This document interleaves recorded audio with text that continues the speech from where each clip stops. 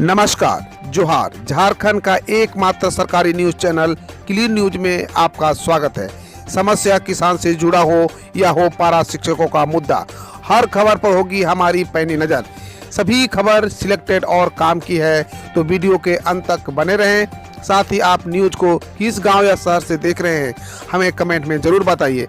आज का लाइक हम 100 रखते हैं, उम्मीद है कि आप इसे पूरा करेंगे। और रोजाना पंचायत चुनाव का अपडेट पाने के लिए चैनल को सब्सक्राइब कर बेल आइकन को प्रेस करें। तो चलिए जानते हैं आज का मुख्य समाचार। पंचायती राज संस्थाओं का कार्यकाल 6 माह और बढ़ा। झारखंड में त्रिस्तरीय पंचायत राज संस्थाओं का कार्यकाल 6 महीने तक बढ़ा दिया गया है। राज्यपाल रमेश बैस ने इसे जुड़े अध्यादेश को गुरुवार को शाम मंजूरी दे दी है। अब पंचायतों का कार्यकाल 6 जनवरी तक बढ़ा दी गई है। पंचायती राज संस्थाओं को चुनाव दिसंबर में कराने को तैयारी हो रही है। उल्लेखनीय है कि राज्य में पंचायतों का कार्यकाल जनवरी में समाप्त हो गया है। इसके बाद मंत्रिपरिषद ने इसका कार्यकाल 15 जुलाई तक बढ़ाने पर सहमति दी। इस दौरान कोरोना के कारण त्रिस्तरीय पंचायत चुनाव नहीं कराया जा सका।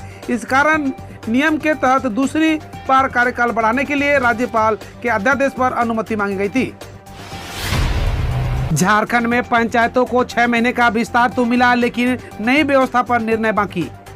राज्य में ग्राम पंचायतों को और 6 माह का अवधि विस्तार दे दिया गया है। इससे जुड़े अध्यादेश को राज्यपाल की मंजूरी मिल गई है, लेकिन सरकार ने इस मुद्दे पर फिलहाल निर्णय नहीं लिया है कि पंचायतों में कार्यकारी समिति की मौजूदा व्यवस्था जारी रखी जाएगी या कोई दूसरा व्यवस्था कायम की जाएगी।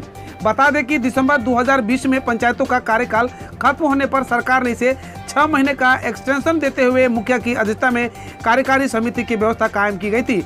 इसके तहत मुखिया को वित्तीय अधिकार भी मिले थे। इस बार अध्यादेश के जरिए ग्राम पंचायतों को जो विस्तार दिया गया है, इसका स्वरूप क्या होगा, इस पर सरकार फिलहाल विचार विमर्श कर रही है। शुरू हुआ door to door step diesel delivery की व्यवस्था, नहीं लगेगा कोई अतिरिक्त चार्ज। पूर्वी सिंहभूम जिला और सरायकेला खरसावां जिला में डोर स्टेप डीजल डिलीवरी की शुरुआत की गई है। शुक्रवार को जमशेदपुर स्थित बर्मा माइंस में BPCL के डिपो में इस योजना का उद्घाटन किया गया। ग्राहक को डीजल डिलीवरी का मैसेज देना होगा। मैसेज पहुंचते ही डिलीवरी वाहन उन तक डीजल पहुंचा देगा। इस सेवा में मानक और शुद्धता की पूरी गारंटी रहेगी। उपभोक्ताओं को डीजल की वर्तमान कीमत के अतिरिक्त भुगतान नहीं करना होगा। अनाथ बच्चों को प्रत्येक माह दिए जाएंगे 2000 रुपये। इस योजना के तहत उपलब्ध कराई जाएगी सुविधा। झारखंड बाल प्रयोजन योजना के तहत वैश्विक महामारी कोविड-19 व अन्य कारणों के परिणाम स्वरूप गुमला जिले में अनाथ हुए बच्चों के बीच गुरुवार को उपायुक्त गुमला शिविर कुमार सिन्हा ने खेल सामग्री, खिलौने, लेखन सामग्री, पुस्तक, पुस्तिकाओं व प्रमाण पत्र का वितरण किया। इस दौरान उपायुक्त ने प्रभावित बच्चों के अभिभावकों से मुलाकात कर उनके बच्चों के पालन पोषण, शिक्षा व्यवस्था की संपूर्ण जानकारी प्राप्त की तथा किसी भी प्रकार की समस्या होने पर जिला प्रशासन को निसंकोच अवगत कराने पर बल दिया। महंगाई के विरोध में जिला कांग्रेस कमेटी गुमला की साइकिल यात्रा आज। जिला कांग्रेस कमेटी गुमला द्वारा आज पेट्रोल डीजल की कीमतों पर मूल्य वृद्धि, रसोई गैस व घरेलू सामानों की कीमतों पर अप्रत्याशित वृद्धि के खिलाफ जिला मुख्यालय में साइकिल यात्रा पर भाजपा सरकार के खिलाफ आंदोलन किया जाएगा। जानकारी जिला अध्यक्ष रोशन बारवार देते हुए बताया कि यह आंदोलन सिसई रोड स्थित संत इग्नासियस स्कूल से टावर चौक से थाना चौक होते हुए शहर भ्रमण करते हुए पालकोट रोड स्थित पेट्रोल पंप के समीप खत्म होगा। कोयल संख जोन में लेवी वसूलने की थी नक्सली बुद्धेश्वर की जिम्मेदारी, पुलिस ने पकड़ने के लिए ऐसी बनाई थी रणनीति। गुमला में अभियान के दौरान पुलिस के साथ एनकाउंटर में मारा गया नक्सली बुद्धेश्वर उराव ID लगाने का माहिर था। उसने ही खुद से दस्ता के सदस्यों के साथ खुद को सुरक्षित रखने के लिए करूमगढ़ और आसपास के इलाके में ID तैयार कर लगा रखा था, जिसके कारण उसकी तलाश में अभियान के दौरान पूर्व में कोबरा बटालियन का एक जवान घायल होने के साथ एक जवान शहीद हो गया, जबकि बुधवार को एक ग्रामीण की मौत हो गई थी और 2 लोग घायल भी हुए थे। मजदूरी कर रही है नेशनल स्टेट खेलने वाली बोकारो के तीरंदाज, जीत चुके हैं अंतर्राष्ट्रीय लेवल पर कई मेडल। झारखंड की बौद्धिक और शैक्षणिक राजधानी इस्पात नगरी बोकारो को खेल के मैदान में कई मेडल दिलाने वाले खिलाड़ियों का परिवार आर्थिक तंगी से जूझ रहा है। हालात यह है कि नेशनल स्टेट खेलने वाले गोल्ड मेडलिस्ट खिलाड़ियों को दिहाड़ी मजदूरी कर अपने परिवार का जीवनोपार्जन करना पड़ रहा है। बात हो रही है बोकारो के तीरंदाज की उपेक्षा की। प्रभु जगन्नाथ की रथ भंगनी का परंपरा कल भी निभाई गई। रथ यात्रा के 5वें दिन हेरा पंचमी पर होता है आयोजन। कोविड-19 को लेकर भले ही इस साल प्रभु जगन्नाथ का रथ नहीं चला हो, लेकिन सदियों से चली आ रही परंपरा के अनुसार मां लक्ष्मी के द्वारा प्रभु जगन्नाथ के रथ भंगनी का परंपरा को इस वर्ष भी निभाया जाएगा। रथ यात्रा के 5वें दिन हेरा पंचमी के मौके पर सरायकेला खरसुआ में रथ भंगनी के अनुष्ठान का आयोजन किया गया। इस अनुष्ठान में प्रभु जगन्नाथ नहीं बल्कि मां लक्ष्मी के भक्तों की विशेष भूमिका रहती है। इसमें अधिकांश महिलाएं होती है। इस वर्ष शुक्रवार को रथ पंचमी हुई। संथाल की आदिवासी महिला ने थामी ट्रैक्टर की स्टीयरिंग, खेतों में करेगी जुताई। जनजातीय समाज खासकर संथाल समाज में महिलाएं हर तरह के कार्य करती है पर हल नहीं जोत सकती, ऐसी पारंपरिक मान्यता है। पर झारखंड सरकार की पहल पर महिला समूह की सदस्यों को अब खेतों पर ट्रैक्टर चलाते उसकी जुताई करते देखा जा सकता है। सरकार ने अब महिलाओं को मिनी ट्रैक्टर उपलब्ध कराना शुरू कर दिया है। धन रोपनी से पहले ये खुद से खेत भी जोत सके तथा अन्य कृषि कार्य कर पाए। दुमका जिले में ऐसे 26 समूह को मिनी ट्रैक्टर उपलब्ध कराने का लक्ष्य है। 5 समूह की महिलाओं को एक कार्यक्रम में पूर्व मंत्री नलिन सोरेन व जिला अध्यक्ष जयेश बेसरा ने संयुक्त रूप से मिनी ट्रैक्टर की चाबियां सौंपी। इन महिलाओं को इससे पहले मिनी ट्रैक्टर को चलाने का 14 दिनों का विशेष प्रशिक्षण भी दिलाया जा चुका है और इस क्रम में परिसर के तमाम खेत उनसे जुताए जा चुके हैं। खूंटी के अड़की ब्लॉक में 50 बेड वाले हॉस्पिटल में लगा ताला, जानिए क्या है कारण। झारखंड के खूंटी जिला अंतर्गत अड़की प्रखंड मुख्यालय में दीपक फाउंडेशन द्वारा संचालित हॉस्पिटल फंड के अभाव में बंद हो गया है। गुरुवार शाम से हॉस्पिटल में बंद हो गया है।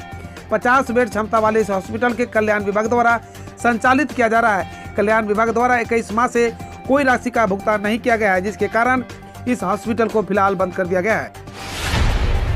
रामगढ़ में मां छिन्नमस्तिके के मंदिर बंद, फिर भी श्रद्धालुओं की उमड़ी भीड़। यह लापरवाही कहीं न पड़ जाए भारी।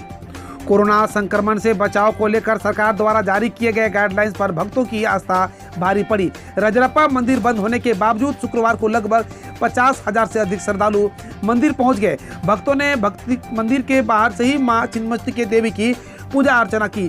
कोरोना काल में पहली बार मंदिर में भक्तों की इतनी भीड़ देखने को मिला।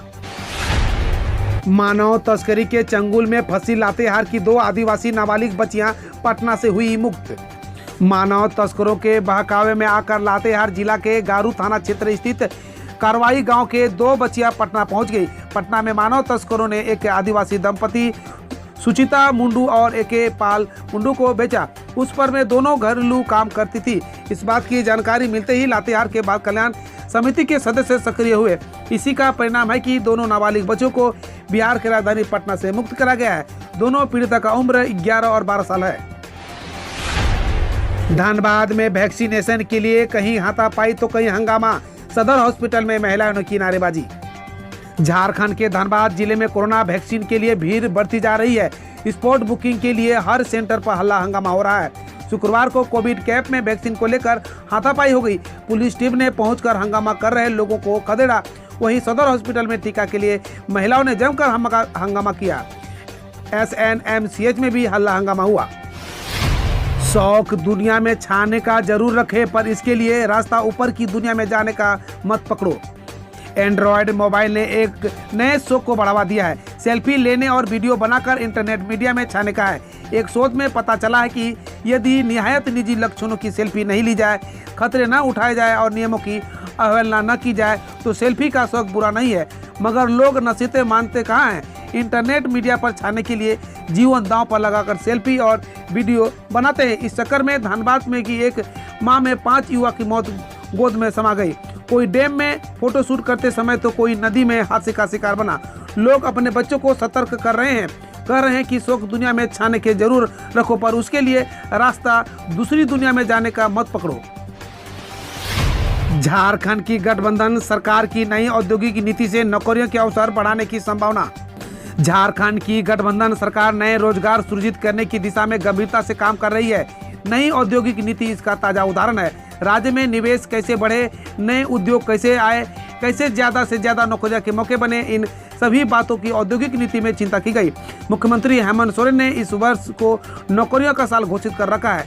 उनकी इस सोच को अमली जमा पहनाने और धरातल पर उतारने के लिए राज्य सरकार के अलग अलग विभागों में रिक्त करीब 1.5 लाख पद भरने के साथ ही निजी क्षेत्र की नौकरियों में स्थानीय युवाओं के लिए आरक्षण के प्राविधान सहित तमाम अन्य तरह के यत्न किए जा रहे हैं।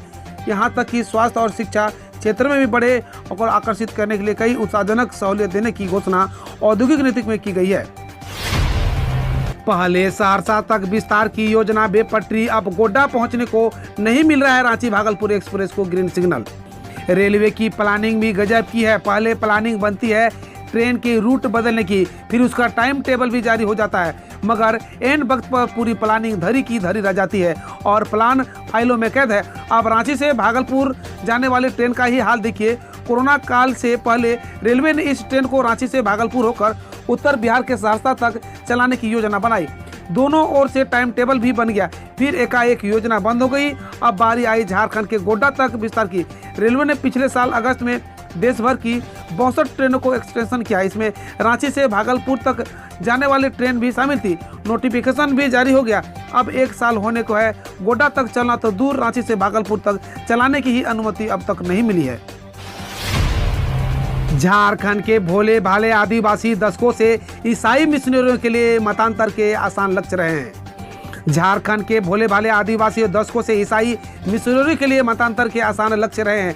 गरीबी बदहाली में जी रहे इन लोगों को बरगला कर और प्रलोभन देकर उन्हें धर्म बदलने को प्रेरित या मजबूर किया जाता रहा है। हाल के दिनों में कुछ कड़े नियम कानून भी बने जिसमें मतांतर को अवैध घोषित करते हुए इसे संलिप्त लोगों के लिए सजा के प्रावधान बनाए गए, लेकिन चुपचाप तरीके से मतांतरण की गतिविधियां लगातार चल ही रही है। भारतीय चिंतन और दर्शन में धर्म जीवन जीने की व्यवस्था में लाखों वर्षों से पीढ़ी दर पीढ़ी चले आ रहे संस्कारों को आगे बढ़ाने का स्वतः स्फूर्त उपक्रम है। ये नियम और संस्कार जीवन भर व्यक्ति के साथ चलते हैं। कोई भी व्यक्ति अपना धर्म बदलना नहीं चाहता, लेकिन लालच देकर उन्हें मजबूर किया जाता है।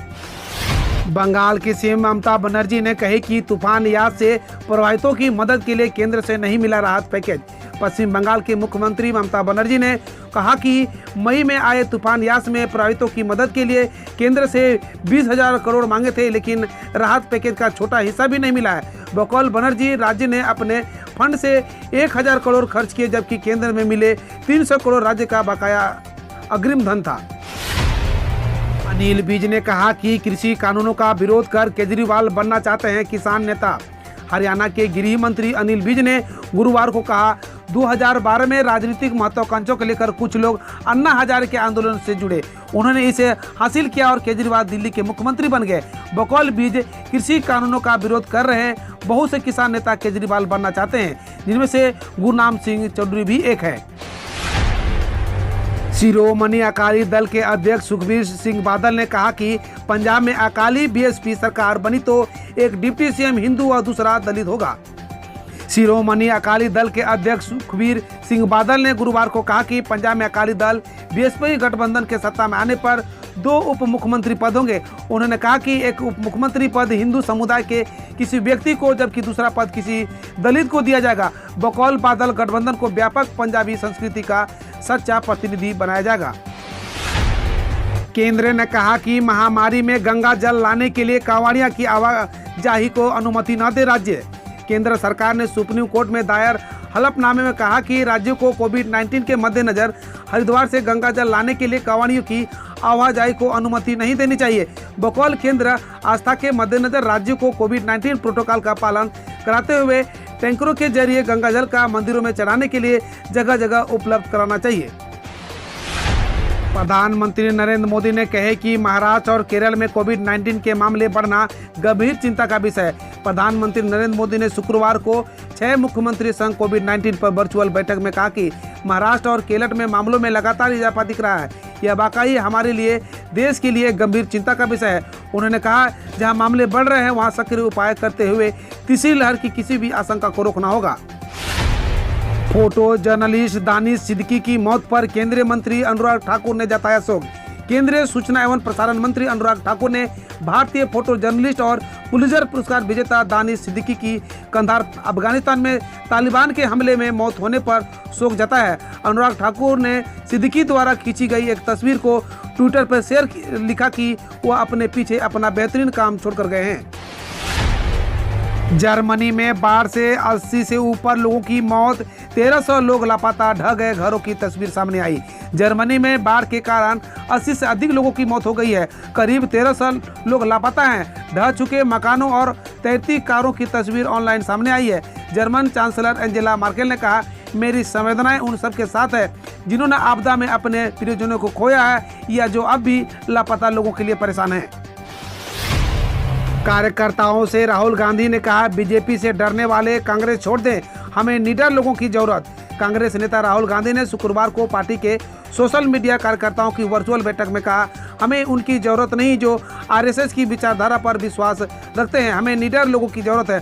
उन्होंने कहा कि बीजेपी से डरने वाले कांग्रेसियों को पार्टी से बाहर का रास्ता दिखाना चाहिए और दूसरी पार्टी के निडर लोगों को अंदर लाना चाहिए। हम रोज ऐसे ही न्यूज लाते रहेंगे, तो यदि आपने अभी तक क्लीन न्यूज को सब्सक्राइब नहीं किया है तो पहले फटाफट सब्सक्राइब कर लें, साथ ही बेल आइकन को दबा दें ताकि कोई अपडेट मिस ना हो।